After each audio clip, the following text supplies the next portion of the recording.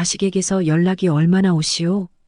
특히 바쁜 직장 생활을 하는 자식들에게서 연락이 오는 빈도를 생각해 보면 생각보다 적다는 것을 느낄 수 있어.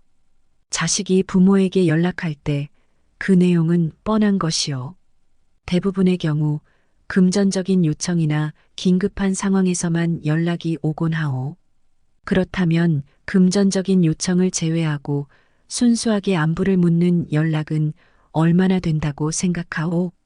나와 같은 부모들은 자식에게서 안부를 묻는 연락을 거의 받지 못한다고 이야기한다고 하오. 자식이 바쁘다는 이유로 연락을 자주 못하는 것이 이해는 가지만 부모의 입장에서는 섭섭한 마음이 들 수 있어. 하지만 자식은 너무 자주 연락하면 부담스러워하오. 특히 부모는 나이가 들수록 자식의 안부가 궁금해져 자주 연락하게 되어. 하지만 그로 인해 오히려 자식과의 관계가 멀어지는 경우를 많이 봤다오. 나의 자식 새끼에 대해 이야기해 보겠소. 나는 30살 먹은 직장인 아들이 한 명 있어. 아들은 대기업에서 중간 관리자로 일하고 있으며 바쁜 업무와 회의, 출장 등으로 시간을 보내고 있어. 아들은 업무 외에도 자기 개발과 운동, 친구들과의 약속 등 다양한 활동으로 하루하루를 꽉 채우며 살고 있어. 이런 생활 속에서 아들은 나에게 자주 연락을 안 하더라고. 나는 아들이 혼자서 잘 지내고 있는지, 건강하게 밥은 먹고 다니는지, 직장 생활에 어려움은 없는지 항상 걱정하였소. 처음에는 아들도 바쁘지만 시간을 내어 가끔 나에게 전화를 하거나 메시지를 보내곤 했소. 그러나 시간이 지나면서 아들의 업무가 더 바빠지고 스트레스도 많아지면서 나에게 연락하는 빈도가 점점 줄어들게 되었소. 나는 아들이 잘 지내고 있는지 확인하고 싶은 마음에 직접 전화를 걸기 시작했다오. 처음에는 일주일에 한두 번 정도 전화를 했는데 점차 그 빈도가 늘어나 매일 전화를 걸게 되었소. 아들이 처음에는 나의 안부 전화를 고마워했소. 어미의 걱정과 사랑을 느낄 수 있었기 때문이요. 하지만 매일 반복되는 전화는 아들에게 점점 부담으로 다가왔소. 특히 바쁜 업무 중이나 중요한 회의 중에 전화가 올 때면 일에 집중할 수 없게 되어 스트레스를 받기 시작했소. 어느 날 아들이 중요한 프로젝트 마감일을 앞두고 밤늦게까지 일을 하고 있었소. 그날도 어김없이 내가 전화를 걸었고 아들은 피곤한 마음에 전화를 받지 않았소. 나는 정이 되어 계속 전화를 걸었고 결국 몇 차례의 부재중 전화가 남게 되었소. 아들은 상황에서 어머니의 전화를 더 이상 받을 수 없겠다고 생각하게 되었소. 그 후로 아들은 나의 전화를 피하게 되었고 급기야 나의 전화를 아예 차단해 놓기도 했소. 이로 인해 나는 더욱 걱정이 커졌고 아들과의 관계는 점점 멀어져 갔소. 나는 자식의 안부가 궁금해 전화를 했지만 아들은 그런 나의 마음을 이해하지 못한 채 부담스럽게 느꼈던 것이요. 이번엔 내 옆집에 사는 40대 중반의 미영 씨 이야기를 해보겠소. 미영 씨는 두 자녀를 둔 직장인으로 남편과 함께 맞벌이를 하며 바쁜 일상을 보내고 있어. 미영 씨의 부모님은 지방에 살고 계시고 자식들이 잘 지내는지 항상 궁금해 하셨어. 미영 씨는 직장 업무와 가정 생활로 정신없이 바쁜 나날을 보내고 있었어. 하루 일과가 끝나면 지친 몸과 마음으로 겨우 시간을 보내곤 했어. 이렇게 바쁜 일상 속에서 부모님께 자주 연락을 드리지 못하는 경우가 많았어. 미영 씨의 어머니는 자식들과 손주들이 잘 지내고 있는지 궁금해졌고 자주 전화를 걸어 안부를 물으셨소. 처음에는 미영 씨도 부모님의 전화를 반갑게 받았소. 바쁜 일상 속에서도 부모님의 걱정을 덜어드리기 위해 노력했소.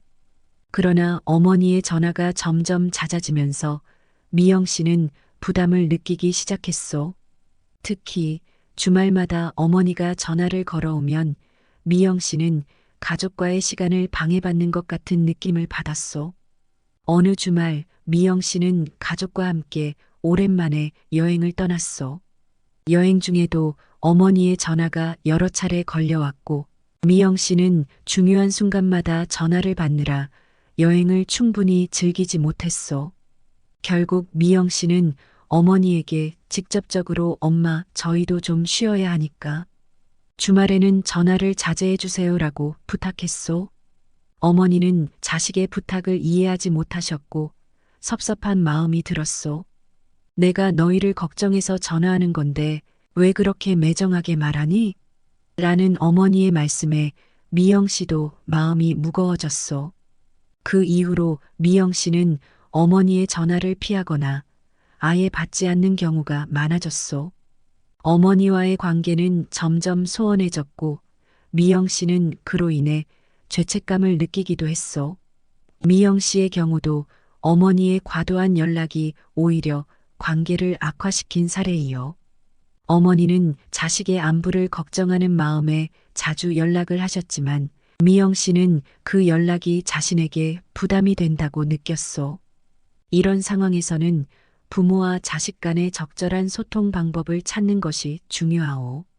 나의 아들과 미영 씨와 같은 비슷한 이야기를 가진 또 다른 분을 소개해 드리겠소. 할머니가 된 김영숙 씨는 자녀들과의 연락 빈도가 점점 줄어드는 것을 느끼며 섭섭함을 느끼셨소. 그녀의 딸 은희 씨는 바쁜 직장 생활과 육아로 인해 매일 전화를 받을 여유가 없었소.